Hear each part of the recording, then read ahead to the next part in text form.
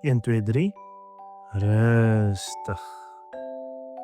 Welkom by nog 'n Storiebeer storie. Luister lekker saam. Otto kuier by die kermis. Ouma en oupa neem Otto na die kermis toe. Wat wil jy eers doen, Otto? Ek wil graag op die malle meele ry, sê Otto. Asseblief. Oupa tel Otto op een van die perdjies. Julle ook, ouma en oupa, sê Otto. Dis lekker, sê oupa. Ouma stem saam. O, ek kan nie onthou wanneer laas ek so iets gedoen het nie. Wat is volgende, Otto? Vra oupa. Otto kyk rond. Ek wil by die glybaan gaan afgly, sê hy. Otto gly gillend af. Yahoo! Ek wil ook afgly, sê oupa. Ek ook, sê ouma. Ouma gly eers by die glybaan af. Dis heerlik, Otto. Ons het soveel pret. Dit is vir Otto lekker om te sien hoe ouma en oupa dit geniet. Hy gaan gly nog 'n keer by die glybaan af. Kan ek met die stampkarretjies ry? Vra Otto. Ek sal saam met jou gaan, sê ouma. Ek sal kyk, sê oupa.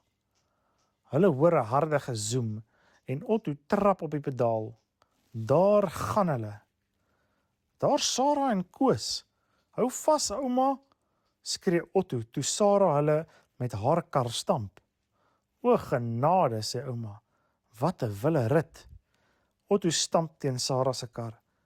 Dis wat dit so lekker maak, lag hy. Kadwar. Toe die rit verby is, klim Otto en ouma uit die kar. Ek was so 'n bietjie bang, sê ouma.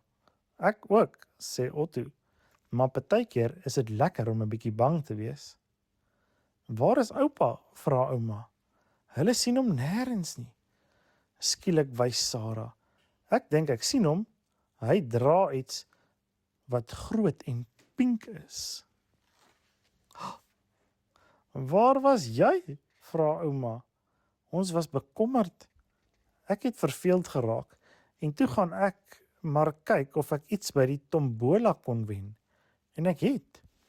Sjoe, sê Otto terwyl hy die spookasem eet wat oupa vir hom gekoop het. Oupa is slim. Dis tyd om huis toe te gaan.